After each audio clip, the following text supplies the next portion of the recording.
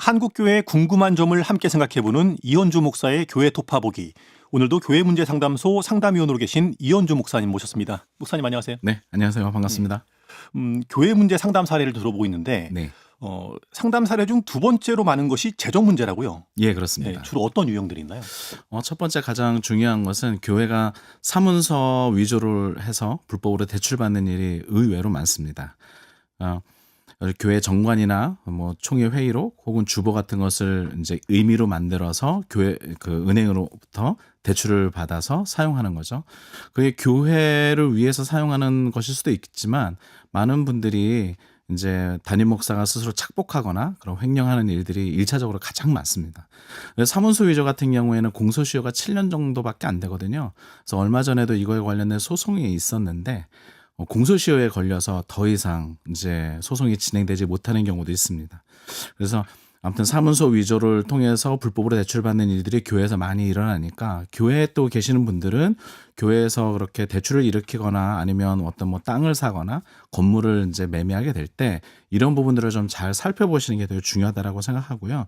두 번째는 재정 관리를 소수의 사람, 특히 목사가 굉장히 많이 관여하는 일들이에요. 목사가 직접 이제 재정 관리를 관여하면서 어떻게 하냐면 실제로 교회 안에서 있는 재정부는 그냥 목사가 돈 보내 그러면 돈 보내는 역할 정도 하고 그다음에 계수하는 역할을 하지 이것을 집행하고 사용하는 것은 결국 담임 목사가 다 결정하고 집행하는 구조를 만드는 거죠. 이게 보이기에는 되게 이제 뭐 간편해 보이기는 하지만 그 가운데서 문제를 일으키는 일이 많습니다.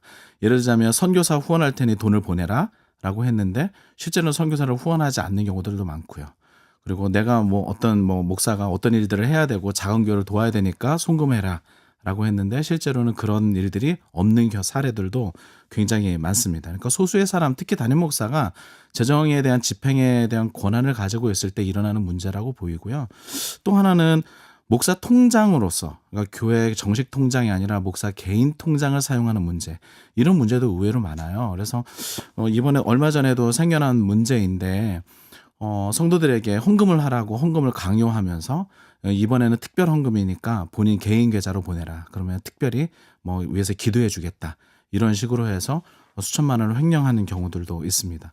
사실 교회 안에서의 횡령 문제는 다루기가 쉽지 않아요. 이게 개인이 착복했느냐 아니면 뭐 교회를 위해서 이 재정을 사용했느냐 이런 부분들을 또 다투어야 되는 부분들이 있거든요.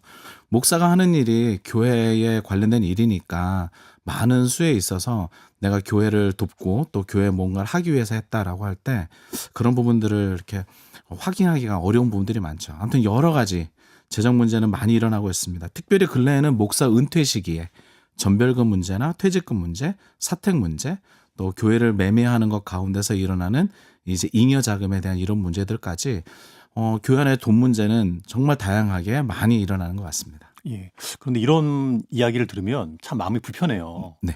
한편으로 생각해 보면 이 목사님들도 하나님이 주신 소명을 따라서 교회 사역에 헌신하기로 다짐하고 열심히 또 복음 전도에 열심을 내시는 분들 아니에요. 네. 이분들이 처음부터 뭐 교회 재정을 어떻게 유용하거나 부정적으로 사용하려고 마음 먹진 않았을 것 같은데 네.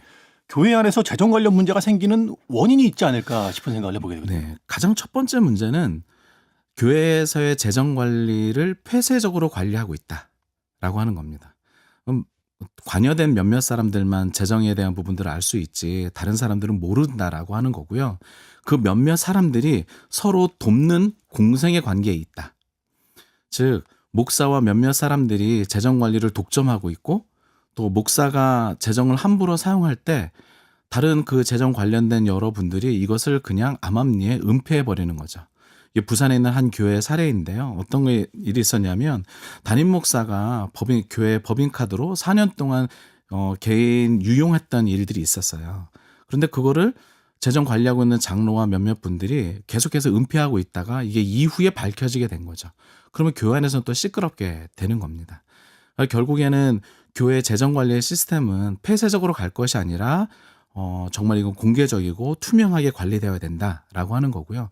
그렇게 공개하는 일이 뭐냐? 결국 수입과 지출에 대해서 어떤 주기적으로 공개하고 공유하는 일이 저는 필요하다라고 생각하고 또 이 일을 위해서 많은 성도님들이 그냥 재정 문제는 어려워라고 해서 관심을 가지지 않는 것이 아니라 더 적극적으로 관심을 가져주시는 일이 필요하겠다라는 말씀도 드립니다. 예. 소수의 사람이 재정을 독점적으로 관리하다 보니 구멍이 보이는 거군요. 그렇죠. 우리가 이렇게 재정을 사용해도 사람들이 모르네. 네, 유혹도 되고요. 네, 그럼요. 그렇다면 제도적으로 예방책이 좀 있어야 될 텐데 네. 아까 이제 재정을 투명하게 공개하는 것 그 이상으로 구체적인 어떤 예방책이 있을까요? 네, 첫 번째는 재정 관리의 프로세스를 조금 더 투명하게 할 수 있는 프로세스를 잘 만들어야 됩니다. 그건 뭐냐면 헌금을 하는 것부터 그다음에 헌금을 계수하고 집행하고 예산을 짜고 결산하고 그리고 그 결과들을 가지고 보고하고 감사에 이르기까지 하나의 전체적인 흐름을 투명하고 공개적으로 하는 일들을 잘 마련하는 게 필요로 하고요. 그거에 대한 권한도 분권해 두어야 됩니다. 한 사람이 독점적으로 모든 것에 다 관여하고 있으면 그 사람이 전체적인 흐름 가운데서 빈 구멍을 찾아내서 그리고 약점들을 찾아내서 돈을 횡령하는 일이 굉장히 많았던 거거든요. 그리고 한 가지 더 말씀드리면 좀 전에도 말씀드렸지만 이제 수입과 지출에 대한 결산서를 투명하게 공개하는 일들 이 부분에 대해서 교회가 매우 어려워하시는 것 같아요. 그런데 교회의 신뢰나 그리고 교회 회복을 위해서는 반드시 수지결산서에 대한 부분들은 어떤 방식으로든 공개하는 일이 필요로 하다라는 말씀을 드리고요. 한 가지 더 드리고 싶은 말씀은 좀 주기적인 교회 재정에 대한 교육을 좀 하시라. 교회 안에서도 보면 교사 교육 뭐 이런 거는 1년마다 한 번 하고 네. 또 성가대도 교육도 하고 필요한 부분들은 교육을 하시잖아요. 그런 것처럼 교회 재정 관리에 대한 교육도 주기적으로 1년마다든 어떤 주기적으로 교육을 함으로써 이 부분에 대한 필요성과 그리고 경각심을 높이는 일이 필요로 하다. 개 교회뿐만이 아니라 노회 차원에서 또 교단 차원에서 이러한 일들을 좀 적극적으로 해주시면 좋겠다라는 생각이 듭니다. 예.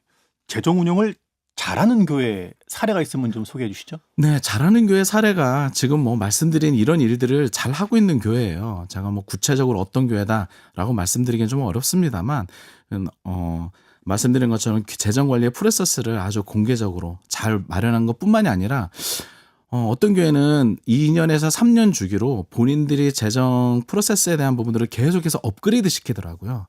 내부적으로도 외부에서 이제 도움을 받아서든 어떻게든 이제 불필요한 재정이 또 암암리에 사용되는 재정이 없도록 하는 일들을 계속하고 있고요. 그다음에 아까도 말씀드린 것처럼 정기적으로 수지결산서와 감사보고서 또 시정조치에 대한 내용들을 공개하기도 하고요.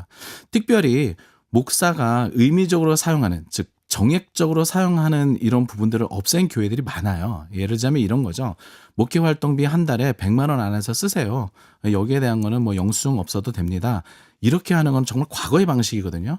그러니까 목회자가 100만 원 안에서 어떻게 사용하는지를 모르는 거예요. 근데 이런 부분들이 없이 다 실비 처리하는 과정으로 다 바꾸고 또 법인카드를 사용하거나 여러 가지 내용들을 했을 때에도 목사가 사용할 때에도 다 지출 증빙을 하는 것으로 계속해서 지금 다 바꿔나가고 있는 거죠. 그만큼 투명성을 강조하고 있다.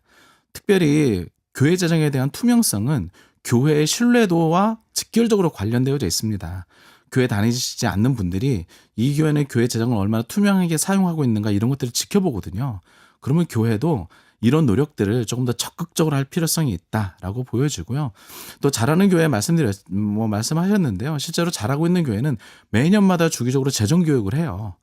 그래서 재정을 어떻게 이제 어떤 식으로 관리해야 하는지 또 어떤 식으로 사용할 것인지를 끊임없이 좀 하고 있습니다. 한 말씀 더 드리자면 근래에는 교회 재정을 사용함에 있어서 사회 선교에 대한 부분, 어떻게 지역과 이제 그 재정을 이제 공유하는 부분들을 많이 고민하시는 교회들도 많아지는 것 같습니다. 예. 제도적 예방책 마련 또 교인들의 관심으로 건강한 재정을 지출을 이뤄내는 것. 네. 그것이 결국엔 교회 공동체를 또 보호하는 일이기도 하겠네요. 네, 그렇습니다. 예. 목사님 오늘 말씀 감사합니다. 네, 감사합니다.